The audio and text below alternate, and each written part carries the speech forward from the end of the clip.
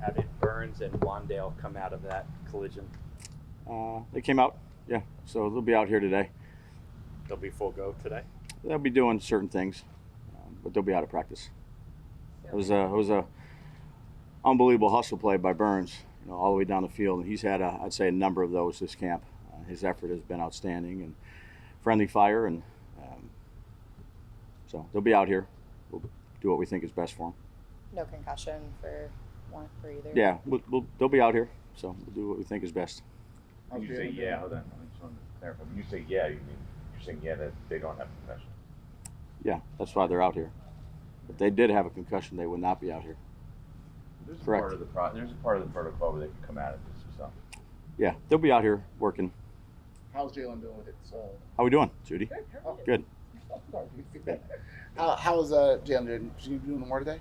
One more time. Jalen? Jalen. Yeah, he'll be out here.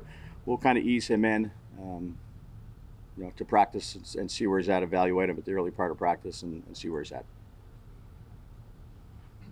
Understanding that pads have not come on yet, what has been your first week impression of Abdul Carter's explosiveness? Yeah, again, he's been a good player in college. He's had a couple good days here. He's had good OTAs. We'll continue to evaluate him throughout camp when the pads come on, but he's done a nice job for us. You guys did a pretty, ridiculous amount of homework on Carter. I'm sure you studied him and watched much of his proto, all of that stuff before you draft him. But now that you're seeing him every day and you have him in the building, is there anything he's doing maybe that you didn't see on that film, or anything that's surprised? Maybe it's better than what you expected. No, he's been a consistent guy for us as a young player. I think he's done a nice job in the meeting rooms. Tibbs and Burns have done a nice job with him. Chauncey, and he just practices hard. He practices the right way, and there's mistakes just like there is for every young player, and then there's good plays and there's plays to improve on. So he's been a good addition to our team. We'll see how it goes when the pads get on. How was Dart looking the last few days since you opened up? Yeah, again, much like all the rookies, first training camp, some good, some things to improve on, but he's got the right mindset. He's here real late. He works. It was good to see him kind of finish a drive yesterday or 2 days ago, throwing it where he needs to throw it.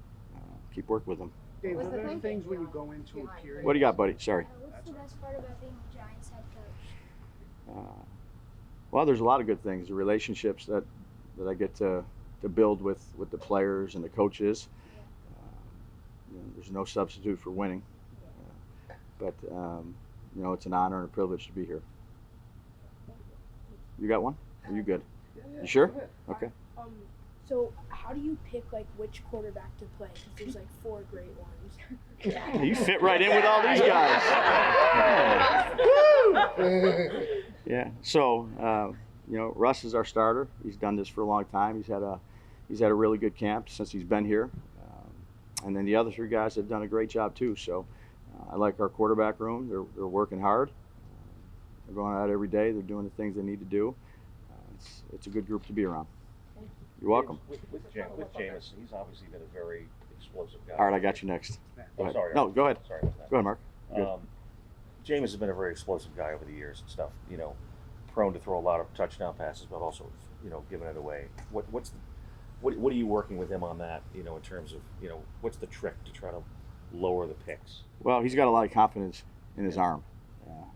And even these first few days, you can see, he lets it go, and there's a number of people in a certain area, and he lets it go before the receiver turns his head. So the receiver's got to do a good job too, or tight ends or running backs of getting their eyes back and knowing it's coming. Talented player. That's why he was picked where he was picked years back, and he's not afraid. He'll throw it in there.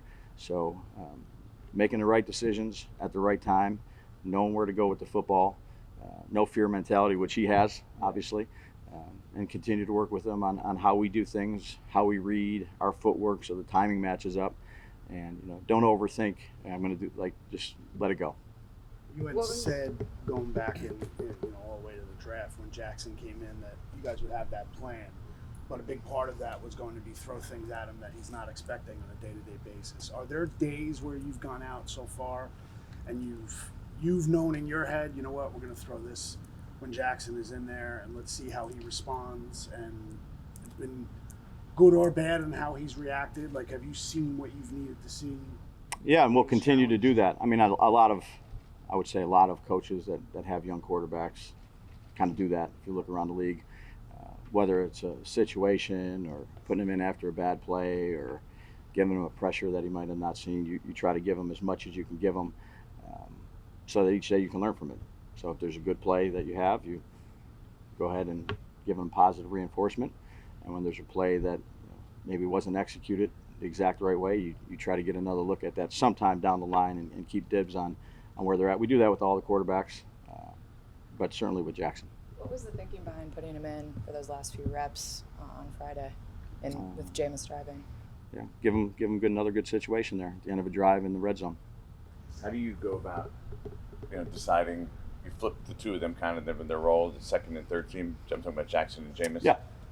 How do you go about deciding when to do that? Is it pre-planned, and what's your thought process behind that? Yeah, I think Kafka and Shea have done a nice job of divvying up the reps the way we need to divvy them up. Again, sometimes they don't even know when they're going in, or the offensive coaches don't know when I'm switching them either. That was a situation there at the end where Jameis was taking a rack, and I just threw dart in there. So got to keep the coaches on their toes and the quarterbacks, so they can practice numerous situations. Malik had brought up. I just have a follow-up on that. Like, will you want to make a decision on that at some point in camp, or is that like? Yeah, no, we're in day 4 here. We'll keep on giving them reps and keep improving these guys. Malik was talking about Russ's impact that maybe we don't see for him, and he recalled a play, I guess, the other day in practice where, he thought it was man when they broke the huddle. Thought it was man. He was expecting Russ to check out of the play, and then Russ didn't, and it was zone, and Russ was right, and I guess they made a play. How much of that Russ is there now is leading to, I don't know, a bigger impact across the entire offense because of what he's seeing already in camp, where you're not really studying the defense ahead of time? Yeah. Again, you have a player that has a tremendous amount of experience, a lot of success. There's not a defense that he hasn't seen since he's played. And again, we're still working and putting pieces together to make sure the offense is effective for everybody, but particularly the quarterbacks. But he's done this a long time. He's got good eyes. He communicates well. He sees certain things. He gives good feedback. He's a good listener too. So he's done a nice job for us. Brian, what's your thoughts of how JMS has played so far in camp? And obviously, it looked like a couple of high snaps there. Yeah, we don't want to have those high snaps, no question. I think the linemen, we'll get into the linemen here in the next couple of days. We get power rushes and games, and there's a variety of things. But line's been working good together. We've got one more day here until we get the pads on. But John Michael's been a good leader for us. We've seen a lot of top 5, 6 drafted edge rushers in the draft, and they usually come in and have pretty good impact, Kayvon being one of them. Is what makes Carter different, the versatility? Is that a unique part of him that maybe not all those guys who come into the league have, and was that important to you since you already had 2 guys there on the edge? Well, you were able to go back the year before too and see him play another position off the ball and see the impact he had there, running through gaps and chasing people down. And that's part of it when you're evaluating the player, is the vision you have for the player when they're coming into your team.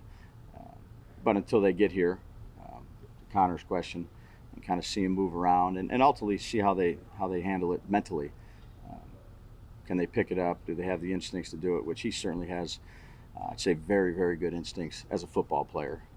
Some players do exactly what's on the paper, the line, and I run 12 yards, I stop, I turn.